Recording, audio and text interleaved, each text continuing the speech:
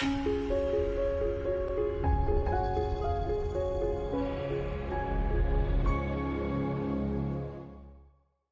for this mini project, we will be using Office Data Project.csv. Here you can see that this is the Office Data Project.csv and you can get that file from the repository. The structure is almost the same. There is just an addition of this first column, employee ID. Other than that, everything is same: employee name, department, state, salary, age and bonus. Plus there are some additional rows added for the sake of complexity. Now, the first thing that we have to do is to read data from the file in the data frame, and then we have to perform some analytics on it.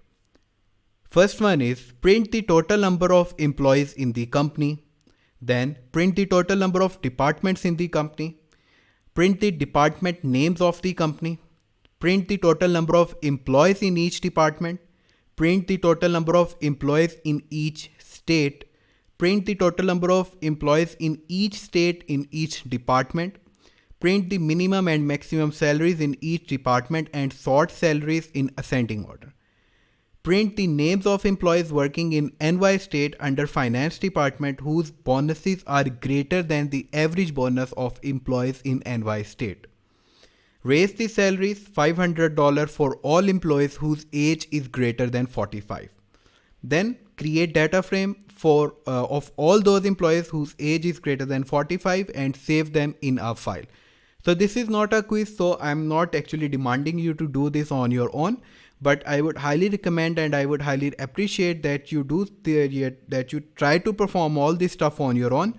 You try to perform all this analytics on your own, and then in the next video when I will start working on it, so that you have something to compare with me. So this is pretty much it from this video. From the next video, we will start working on it.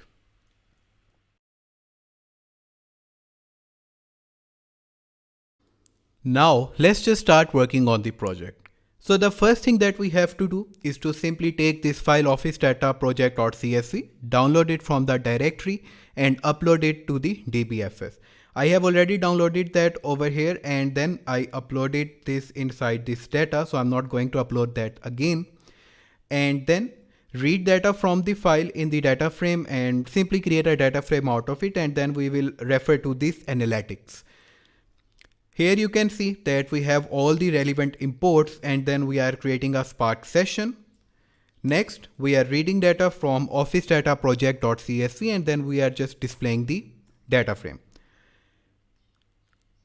So the first thing that we have to do is to print the total number of employees in the company. For that, it's pretty straightforward. We just need to refer to df, then go for count and hit enter. It will provide us with the total number of employees inside that company, and that's 1000. Next is, for the next analysis, we have to print the total number of departments in the company. Now actually there are two ways of doing that. The first way is just simply go for GroupBy and group by it on the base of this department.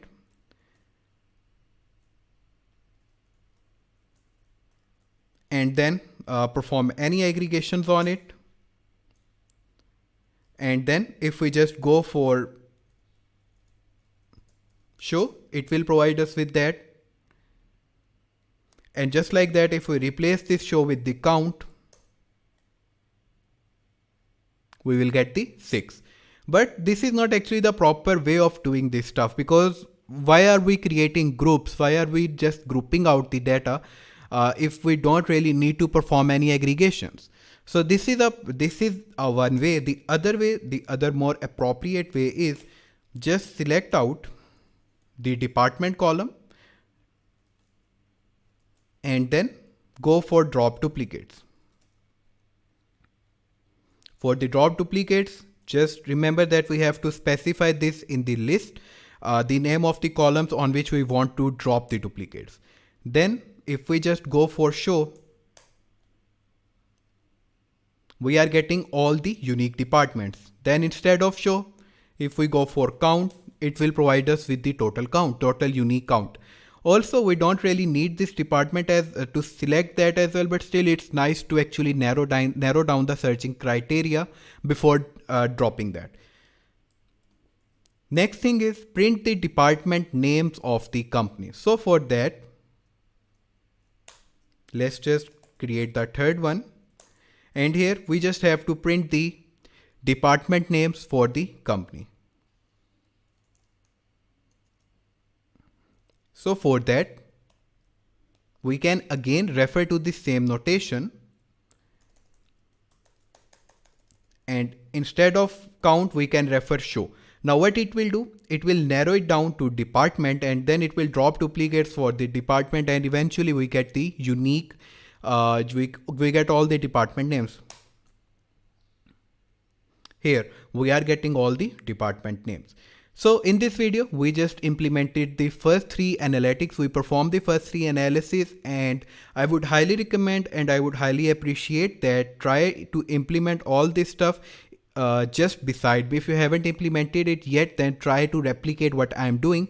Or if you are getting some pace with that, then just go ahead and start solving the further analytics. So I will see you in the next video.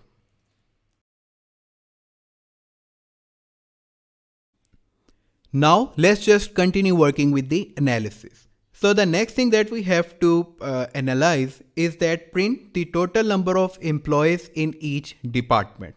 So for that, it's pretty straightforward again, that we just need to create group of it, group on the base of departments, and then we need to refer the count.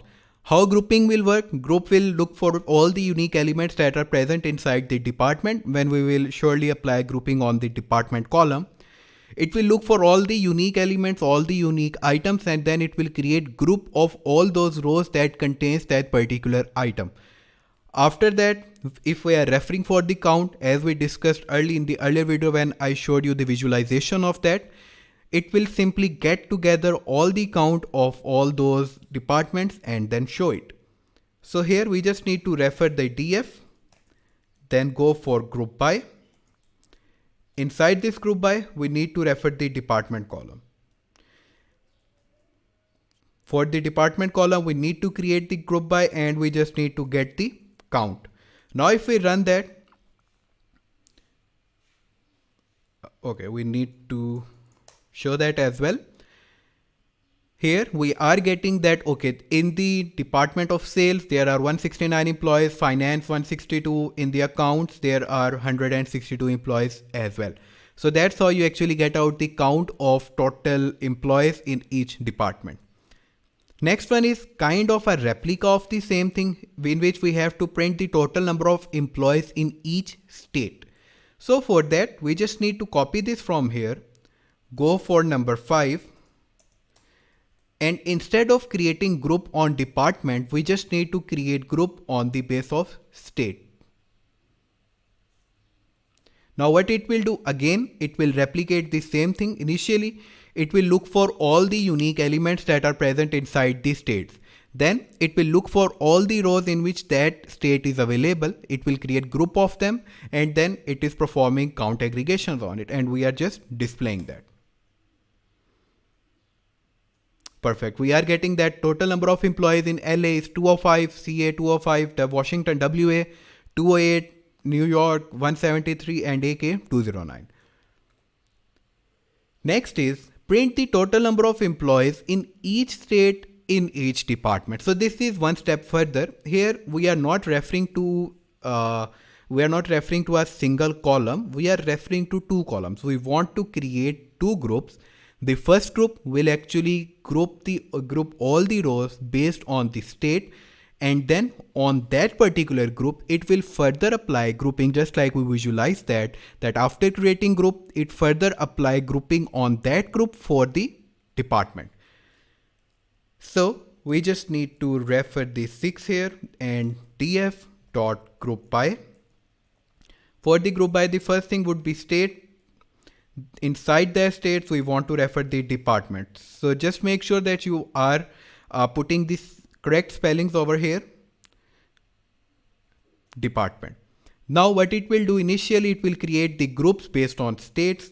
Then for that particular group, it will further apply grouping on the base of department. Then we need to get the count and then show that.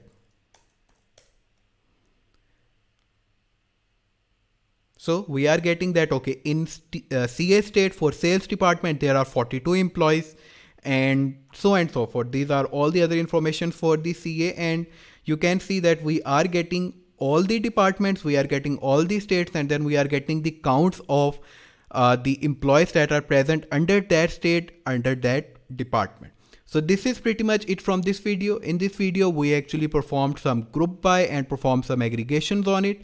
So I will see you in the next video.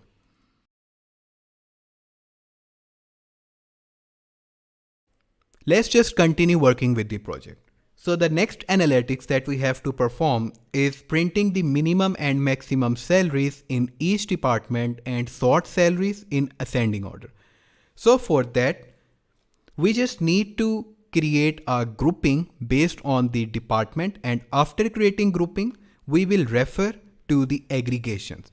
Then we will ask it to provide us with the minimum and maximum salaries, and then we will simply sort that. So let's just make it as 7 and then df.groupBy. Now GroupBy it on the base of department.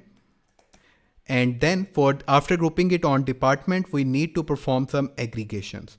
So for the aggregations, we need to get the minimum salary, provide the name of the column. Then we need to get the maximum salary. Again, the same column. Then if we just go for show here, hit enter, it will provide us with the department name, the minimum salary that is dispersed in department, and the maximum salary that is dispersed in department. What is happening over here is, again, I'm repeating the same thing, that initially it will create groups based on the department. So for all the rows that have sales department goes in one group, HR department goes in other groups, so and so forth. After that, it will look for the minimum, it will look for the salary column and look for the minimum salary that is present inside that column, and it will simply print that. Then it will look for the maximum salary that is present inside that column for every particular group, and then it is printing that. So for the sales, we are getting minimum salary, we are getting maximum salary, so and so forth for all the departments. Next thing is we have to apply orderBy on it. So let's just refer orderBy, and here we need to specify the name of the columns on which we have to apply the orderBy. One thing more, it's not actually making any sense for making this column name as min salary. Let's just rename that and make it something much more readable.